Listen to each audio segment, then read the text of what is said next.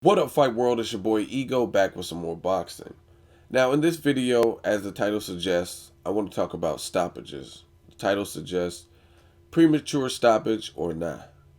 And basically, in the sport of boxing, they don't have the same governing bodies that other sports have. We know this. Just like the NBA has hardened, set in stone rules, the NFL, MLB, hockey, they all have pretty much concrete rules and governing bodies. Boxing is like one of the only sports where it's just like fucking anarchy. It's just what the fuck ever.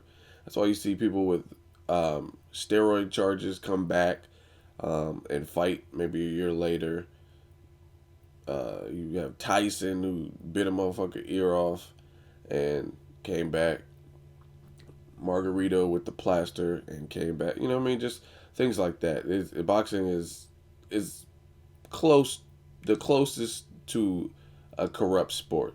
Um, with that comes uneducated decisions and also controversy. Sometimes controversy with the judges' scorecards and controversy with the stoppages.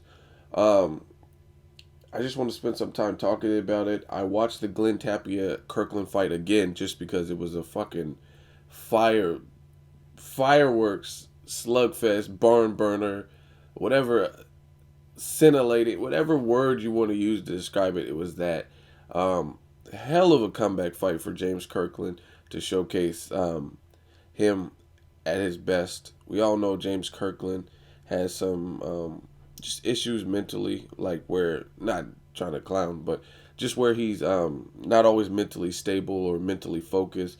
He's for lack of a better word, a disturbed person. Sometimes he cuts ties with Ann Wolf, gets back with her, cuts ties with her. He was in jail for the robbery.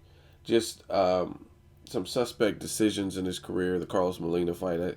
I remember an interview. He said he took a pill. Anyway, it was a great comeback fight for him. He definitely performed. He looked like the vintage Kirkland that is very exciting. Takes shots, but kind of gets amped up. And Glenn Tapia was a big, a big, inexperienced fighter who he just couldn't stand the test. And after watching it again, I mean, I noticed this the first time, but after watching it the second time, I really fucking noticed it. His corner should have been stopped the fight.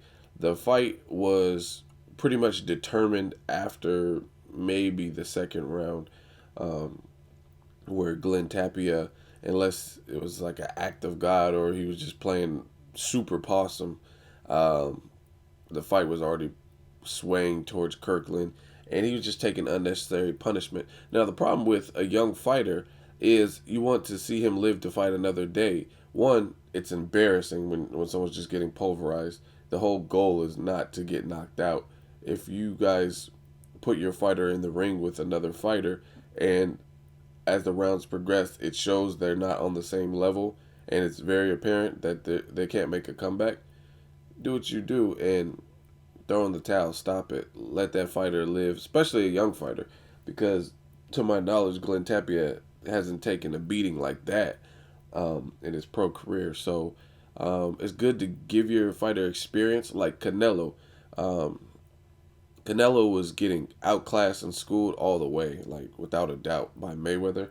Yet he he was getting frustrated and stuff, but he wasn't just getting like annihilated. I mean, he was, but he wasn't getting like to the point where he's gonna probably have brain damage. Like he was in there with the smaller fighter, um, and James Kirkland is a known puncher, and he was throwing a high work rate where Mayweather's going to be more defensively minded, um, probably a little bit more economical with his punches than James Kirkland was being, obviously. And Kirkland was just chopping him down to the body, hooks. He was just hooking left and right hooks to the body, going upstairs, downstairs, getting him on the ropes and just bullying him. So it was just like it's a different type of beating.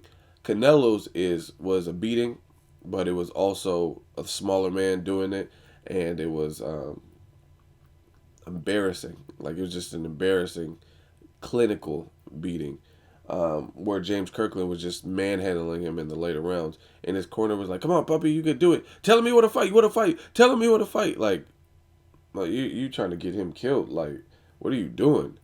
Um, and the crazy thing is, they say common sense, but there's no such thing as common sense. It's almost an oxymoron that they even called it that. It's kind of like a funny bone. You ever get hit in the fucking elbow? Shit is not funny. Just like common sense. Not everyone has it. It's not common. And some of these refs are crazy where they'll allow the action to keep going, and it shouldn't. I mean, like I said, Tapia was he damn near looked out on his feet. He looked very lethargic and sluggish. He came out and blew his wad in the first round, basically. He had spurts maybe in the second round or whatnot where he looked still explosive, still like he could rally a comeback. But as the fight wore on, definitely before the stoppage, it was apparent that he was just it was just done. It didn't look like he had the same steam on his punches, and he was just getting peppered and bullied by the more experienced fighter. So I definitely think that fight should have been stopped. I think not even necessarily the ref, but obviously the ref being a supervisor of the fight, and you know what I mean, the middleman, he could have did it, but the corner definitely should have done it. That was retarded to me that they allowed their young fighter to take those hellacious shots round after round. Then you rewind to other fights like Carl Froch and George Groves, a fight where Groves was handily winning, gave Carl Froch severe problems in the first round, knocked him down, had him buzzed, a couple times had him hurt, and that ref sees it, that sees fit that he needs to stop Groves. The first sign of Groves being buzzed, and he was in a headlock, and Carl Froch was just trying to end it and pounce on him. So it's just funny that boxing, there's, as long as boxing goes on, there's always going to be controversy. In my opinion, I've seen a lot of stoppages that weren't necessary. Um, I think the De La Hoya, or excuse me, the Ponce de Leon versus Abnormatis, I thought that was a premature stoppage. I thought that fight could have went on. The Brandon Rios Mike Alvarado Part 1, that stoppage is disputed. I thought that was an accurate stoppage. Um, there's just been some ones that are teetering on the edge, and then there's others that are just asinine. And the James Kirkland, another thing you got to look at it.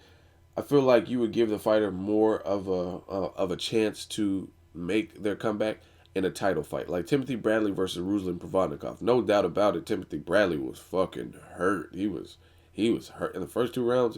Man, I don't even know how he withstood that, but he was the champion.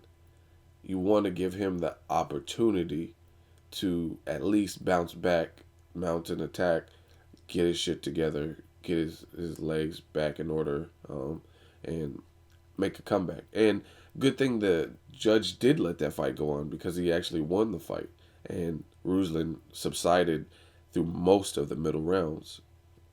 I think Ruslan, the only other rounds I gave to Ruslan were 6 and I believe 12, but everything else was Timothy Bradley, and that was from boxing. Went back to the basics and used the things that he had as advantage: speed, footwork, and just better ring IQ and ring generalship.